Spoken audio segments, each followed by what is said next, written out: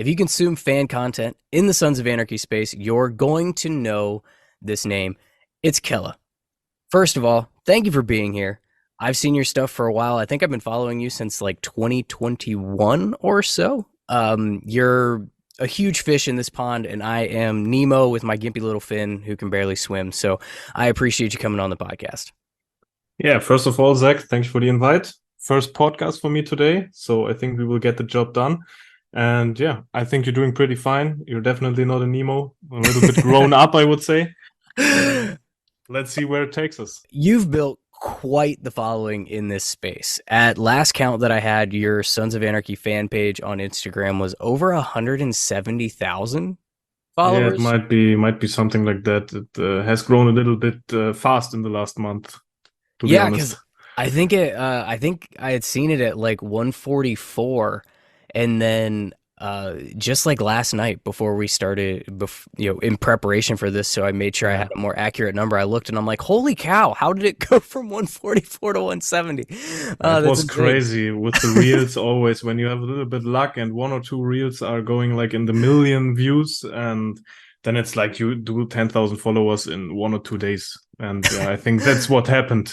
That's insane. But it's not just Instagram. You've got TikTok, which is over 100,000. You've got a successful YouTube channel, and you've got your personal brand, which isn't a joke either, and is like built around motorcycles. So first of all, kudos for building such a like mini empire around yourself and in this like Sons of Anarchy space, because it's a very niche area, and it's not an easy one to grow a following in. So first of all, like kudos for that. Do I have it right? Did you start in 2019? I think so. Before this talk, I thought about it. Was it to 18 or to 19? I'm not sure. But I think into 19, I hit the 10K or something, because there was on a comic convention I got invited and met some of the Sons of Anarchy cast. And I think that was 2019, before all the COVID stuff happened. It's wild to me because I was actually surprised by that. I actually assumed that you'd been at it way longer, particularly to get those kind of numbers. But in 2019 or 2018, like the show was long over with. So what made you get started then? That's a really, really dumb story, to be honest. I'm all for the dumb stories. I was in my traineeship as a car mechanic back in the days, the job I did before all of the social media business stuff happened.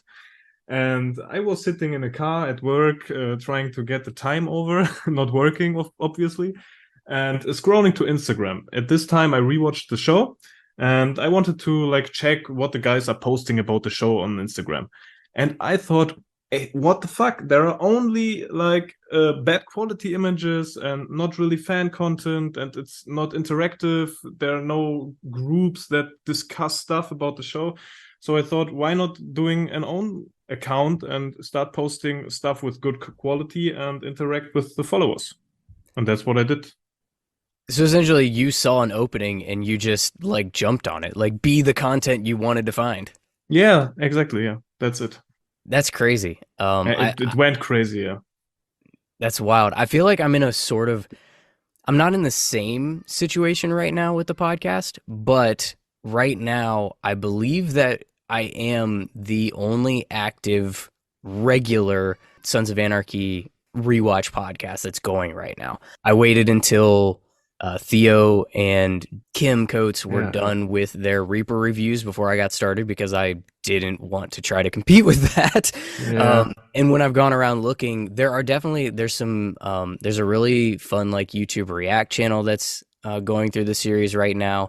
I have seen some other podcasters that do like intermittent episodes about Sons of Anarchy, but as far as like regularly posting, I'm kind of it right now. So I'm actually happy to be that one. But it sounds like you were that one basically before COVID started and everybody started making podcasts and content about things. You had already kind of jumped onto it. I think the thing is, you have to keep in mind that there's always change. Back in the days, podcasts were really small. And I would say they are still in their kind of beginning. In 10 years, they will be so much bigger. and especially the rewatch or reaction stuff. I don't know how it is in America, but here in Germany, we have a pretty big scene on YouTube where the YouTubers react on each other's videos, and it's really, really big. They make tons of clicks with it. And I think like rewatching a show where already are many fans has huge potential for like views or interested viewers. So I think if you keep going and you keep the quality high and build your own kind of style to it, you have definitely the chance to build a big fan base. I'm hoping that we carve out a little something over here, but people can hear about me on this podcast literally anytime. You spun that that following on social media and the content that you were making with both the Sons and your own personal one into a job with Harley Davidson. Do I have my facts straight? yeah, kind of. It all went like I finished my traineeship as a car mechanic, and at this time the social media stuff always was pretty good. I think I was like 15K on my personal Instagram and maybe like 80K on Sons of Anarchy or something. And I didn't do TikTok at that time. It was only Instagram, no YouTube, no nothing. And I thought, hey, just jump in the dark and quit my job and go fully into the social media stuff. And that's what I did like 1.5 years ago. And well, it turned out pretty good. I got a good collaboration with Harley Davidson for my personal content.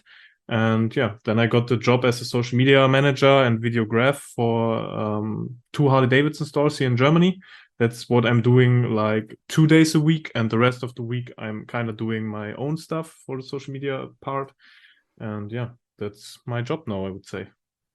That's wild. And that's like I guess over here we might call that like the American dream. It's like literally turning a passion into a career. We have this stupid cliche that parents always tell us, find something that you love and you'll never work a day in your life. And True. You have kind of embodied that in your own way. Like some weeks ago, I thought like the same. I already thought about this American dream stuff because like 3 or 4 weeks ago, I bought my first own Harley Davidson. And it was a moment like some years ago when I started the Sons of Anarchy stuff, or even further back when I first watched the show, I always knew one day I will get the driver's license, I will get my own Harley. But that I get the Harley through like the Sons of Anarchy content and the content of my own that came through the Sons of Anarchy stuff is like so ironic, man. That's really funny. It's like the show got you interested and also afforded you the ability to do it.